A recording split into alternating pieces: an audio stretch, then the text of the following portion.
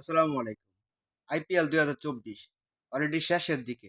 এখন এই নিয়ে একটা শঙ্কা তৈরি হইতেছে প্লে অফে ওঠা নিয়ে। এর মধ্যে অন্যতম একটা দল হইছে গা আরসিবি অর্থাৎ বেঙ্গালুরু, বিরাট কোহলি যে দলটা। এই দলটা কি আসলেই কি আপনার প্লে অফে কি উঠতে পারবে কিনা? এ নিয়ে আজকে একটু ডিসকাস দিয়ে করব, আপনাদের সাথে আলোচনা করব। অবশ্যই আপনারা ভিডিওটা পুরোটাই শুনবেন। তো শুরু থেকে ১০টি দল অংশগ্রহণ করতেছে। এর মধ্যে অলরেডি ৫টি দল মানে একদম ছিটকে যাওয়ার মতোই।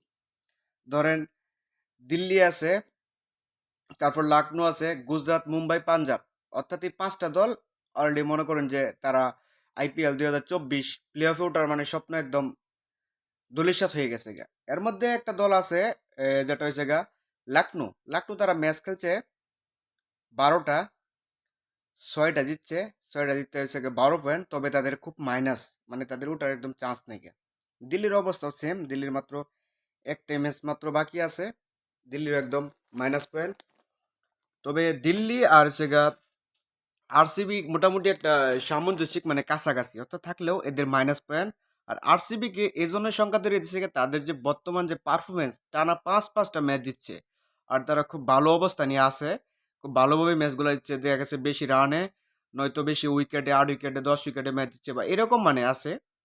তো এখন হচ্ছে গা একটা দল কিন্তু অলরেডি কনফার্ম করে লেছে, কেকেআর অর্থাৎ কলকাতা কিন্তু তাদের প্লে অফ কনফার্ম করে ফেলছে। তো কলকাতার কথা বাদ দেই, পাশাপাশি রাজস্থান রয়্যালস তাদের কথাও বাদ দেই, কারণ তারা আর মাত্র একটি ম্যাচ মাত্র জিতলেই তারা মানে উঠে যাবে গা। তাদের হাতেও ২টা ম্যাচ আছে, তারা উঠে যাব। তবে সংখ্যাটা হয়েছে গা, সবচেয়ে যে সংখ্যাটা হয়েছে গা আপনার সিএসকে এবং কি আরসিবি, অর্থাৎ এই ২টা দলের মধ্যে কে উঠবে। আমি মনে করি যে সানরাইজ হায়দ্রাবাদ তাদের ২টা ম্যাচ হাতে আছে, কারণ তারা একটা ম্যাচ জিতলেই তারা উঠে যেতে পারবে। তবে ২টাতে তো একটা ম্যাচ জিতবেই, শিওর মানে টিকিট তো বলা যায় না, তারপরেও বলা যায় যে একটা ম্যাচ তারা জিততে পারবে। কিন্তু কথা হয়েছে গিয়া সিএসকে এবং আরসিবি তাদের মধ্যে সংখ্যাটা তৈরি বেশি হয়েছে, কারণ কে থাকবে কে যাবে গা। অর্থাৎ সিএসকে এখন অবস্থান করতেছে আপনার ১৩টা ম্যাচ খেললে হেরা তারা ১৪ পয়েন্ট নিয়ে হেরা, তাদের নেট পয়েন্ট হচ্ছে গা প্লাস 0.328। তারপরে হচ্ছে গা ৪ নম্বরে অবস্থান করতেছে সানরাইজ হায়দ্রাবাদ। তারা আছে আপনার ১২ ম্যাচ খেলে ১৪ পয়েন্ট সংগ্রহ করছে, তাদের প্লাস পয়েন্ট, তাদের নেট পয়েন্ট হচ্ছে প্লাস প্লাস 0.406। আর ৫-এ অবস্থান করতেছে আরসিবি, তারা ১৩ ম্যাচ খেলে ১২ পয়েন্ট নিয়ে, তাদের হচ্ছে গা নেট পয়েন্ট হচ্ছে গা প্লাস 0.387।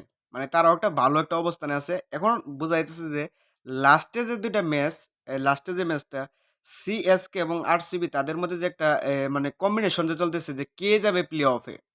কারণ অলরেডি মনে করেন যে ২টা দল কনফার্ম হয়ে গেছে গা। কলকাতা আর হচ্ছে গা রাজস্থান, তারা যে কনফার্ম হয়ে যায় গা, বাকি যে ২টা দল, এই ২টা দল কারা হবে? সানরাইজ হায়দ্রাবাদের মনে করেন যে বলতে পারি সানরাইজ হায়দ্রাবাদ গেছে গা।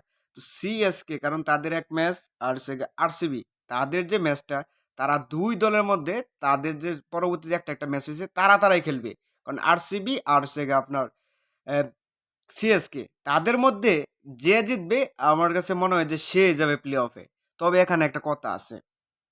যদি সিএসকে যদি জিতে, অর্থাৎ চেন্নাই সুপার কিং যদি ম্যাচটা যদি জিতে, তাহলে কিন্তু খুব সহজভাবেই তারা চলে যাবে। তাদের আর কোনো নেট পয়েন্টের দিকে তাকাইতে হবে না। তবে আরসিবি যদি ম্যাচটা জিতে, মানে স্বাভাবিকভাবে ১ রান ২ রান এভাবে জিতলে হবে না। সিএসকের সাথে একটা ভালো একটা মানে ভালো একটা ব্যবধান নিয়ে ম্যাচ জিততে হবে। দেখা গেছে আগে ব্যাট করলে ২০০ প্লাস স্কোর করতে হবে।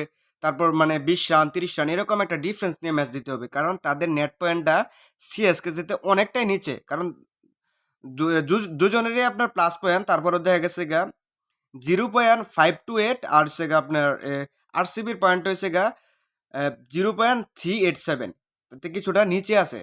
তাই তাদের যে ম্যাচটা, এই ম্যাচটার দিকে মানে টিকেট প্রেমীরা সবাই তাকায় আছে, মানে সিএসকে কি আসলে কি যাইতে পারবে কিনা প্লে অফে। তো তাদের এই কম্বিনেশনটা পরবর্তী ম্যাচটা আছে খুবই গুরুত্বপূর্ণ ম্যাচ দুজনের জন্যই। যে জিতে, সিএসকে যদি সহজভাবে জিতে থাকা তাহলে তো সিএসকে চলে যাবে, আর আরসিবি যদি জিতে তাহলে একটু ভালো ব্যবধানে জিতবে, তাহলে এটাই বোঝা যায় মানে খুব সহজভাবে তারা পরবর্তী ম্যাচ যাবে। আর এখানে আরেকটা কথা আছে, যদি লখনৌ সুপার জায়ান্ট যদি ২ টা ম্যাচ আছে পরবর্তী ২ টা ম্যাচে যদি জিতে থাকা, তাহলে কিন্তু তারা কেউ মানে পরবর্তী যাইতে পারবে না। কারণ লখনৌ চলে যাবে। কারণ লখনৌ পরবর্তী ২ ম্যাচ বাকি আছে। তো আমি আশাবাদী যে আরসিবি যে বর্তমান তাদের যে পারফরম্যান্স, এই পারফরম্যান্সের বিচারে বলা যায় যে আরসিবি চলে যাবে। মানে যদি আরকি সিএসকে এর সাথে যদি ভালো একটা অবস্থানে জিততে পারে, তাদের যে বর্তমান টিম কম্বিনেশনটা, তো অবশ্যই তারা টিকে থাকতে পারে। কারণ যেভাবে তাদের যে কামব্যাকটা হইছে, শুরু থেকে এতগুলা ম্যাচ হারার পরে লাস্টে তারা ৫ থেকে ৫ টি ম্যাচই তারা জিতেছে। তাই আমি আশাবাদী যে আরসিবি, বিরাট কোহলির যে পারফরম্যান্স, তো অবশ্যই তারা যাওয়ার একটা সুযোগ আছে। কারণ এটা সিউর বলা যায় না।